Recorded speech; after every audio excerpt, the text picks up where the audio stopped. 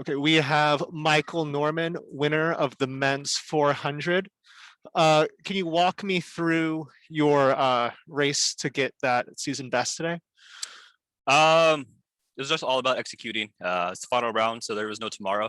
So my coach says, just do you, be Michael Norman, and just go out there and run. So that's all I did. There was no thought into it. It was just going out there, having fun, and just running.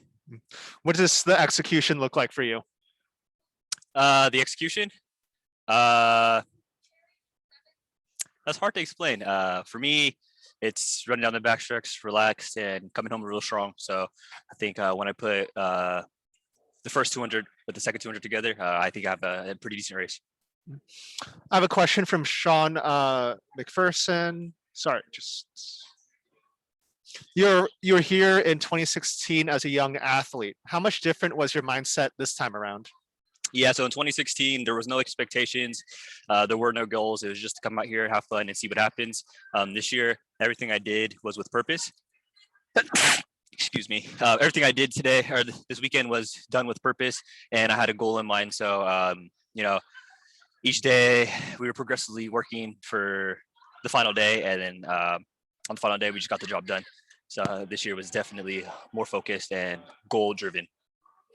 You've been a key player in the 400 meters for a few years now. How good does it feel to finally cross this achievement off your list? Yeah, it's been a long time coming. It's been 5 years, 5 long years. So just being able to come out here and check one more box on my dream list is an amazing feeling. Half the work is done now, so now it's just move on up to the Olympics and seal the deal. So I'm really looking forward to the next month or so of training and competing, and cleaning up everything so I can be the best Michael Norman I can be when it's time to race. What's the training going to look like from now until then? That's a good question. I hope my coach lays me off the fish diet because I've been eating fish for like 2 months now and I'm sick of it. So hopefully I can eat some beef today or something different. So we'll see. But in terms of training, I'm not sure. It's going to be hard regardless. So I'm just looking forward to it and I'm excited. I have a question here from Doug Binder. Michael, you have had to wait a long time for this moment. Can you compare that athlete you are now versus the young guy who was here in 2016? Yeah, I'm a lot more mature. 5 years has changed me a lot. I'm really goal driven. I'm more diligent when it comes to my off season training and just my lifestyle. So I've grown up a lot, and it's just I'm a completely different person. So yeah.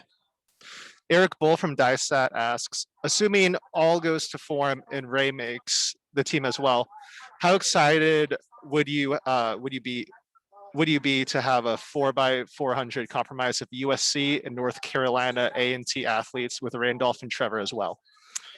Man, it just goes to show how strong both programs are. North Carolina A&T, North Carolina AT&T, has been a progressively growing program, sprints program for the past couple of years. So, it's amazing to see, what their coach is doing with their athletes. But, having a team like that would be something special just to kind of bring that college aspect back to, the professional world. It's, something that, you miss. It's something that you might want to do. So I think it'll be exciting to see that might happen. But who knows? It's going to be probably going to be the relay is going to be comprised of LSU guy, Texas A&M guy, USC, or North Carolina. Who knows what the options are. Dennis J. Freeman asks, Michael, what's been the difference in your race strategy in 2016 until now?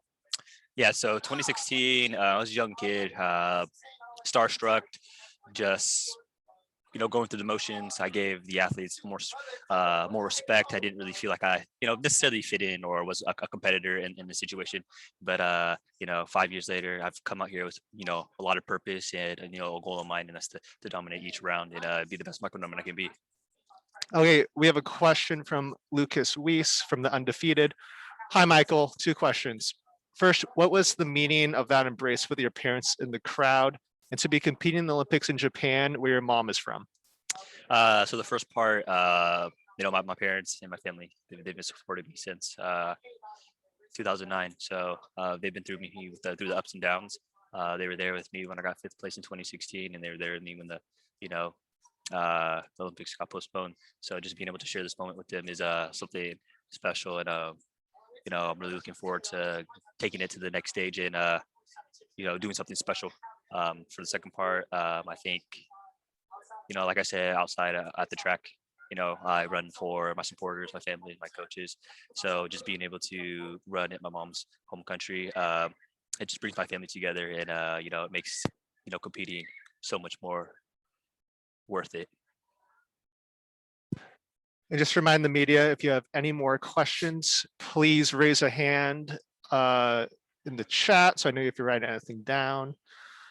Now I'll just give them a couple minutes. Okay. See if they are.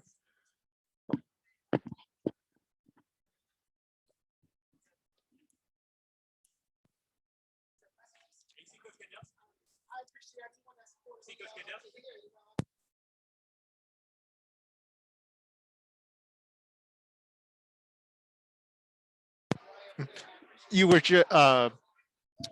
just waving to some people behind me. Can you tell me who they were? Yeah, that was those are my dad, my mom, and my girlfriend. I was asking him if they saw my high school coach because he surprised me out here. I didn't know he was here, but he flew out earlier this morning to watch my final. So it was a really nice surprise. So after this, I'm gonna cool down, stretch, do my normal recovery stuff, and then meet my family, my girlfriend, and my coach back at my hotel. I have a question from Sean McPherson. Knowing all 8 had the standard, how did that affect your race plan? Oh, I can ask you that again. Okay. Right. Knowing all 8 had the standard, how did that affect your race plan? I didn't even know that, to be honest. So I know I'm just going out there to compete. I know I never count anybody out when it comes to competitions. We're all here for a reason. So that being said, you never want to underestimate any of your competitors. One cool thing that I heard the announcer said is that everybody who made the 2021 Olympic trials final was a new member, not a recurring member from 2016. So that was a pretty cool statistic to learn. It just shows that the youth is really stepping up, and we have a really promising future in especially the 400 meters. I have another question from Lucas Weiss of the Undefeated. Can you discuss your strategy on the far turn? The broadcast mentioned that your coach wanted you to be less casual on the far turn. Yeah, so that's just the most important part of the race. That's where the race begins. So when you go into the full turn, it's just setting yourself up to come home strong, and that's just the most important part of the race for me specifically. So outside of senior high school coach after this, do you have any other celebration plans at all? I'm hoping one, I get my $500 back from Coach Watts. 2, he lets me eat anything for dinner or anything besides fish. So hopefully I can eat some chicken or hopefully beef, because I haven't had beef in like 2 months. And then 3, that's it actually. I know I'm looking forward to just relaxing, chilling, working out, and getting back into my normal routine. What's your dream meal going to be if you could choose it? Off season or in season? The one tonight, if whatever coach lets you have, you could choose. Probably some pork ribs with some steamed broccoli and some like seasoned rice from Texas Roadhouse. Sounds pretty good right now. Yeah, I think barbecue sounds really good to me. Okay. If anyone else has any more questions, just please raise your hands in the chat. I have a question from Ayoko. How are you going to spend time between now to the Olympics? Some more intense training? Yeah, so my training probably going to increase a lot. I'll probably pick up a little bit of weight, but I have one meet planned in between the Olympics and the games. So I'll be going to Budapest early next month, and then after that, it's just prepping for the Olympics. Okay, Michael, I think that looks like there's all the questions we have. Thank you so much. Congrats again. Thank you.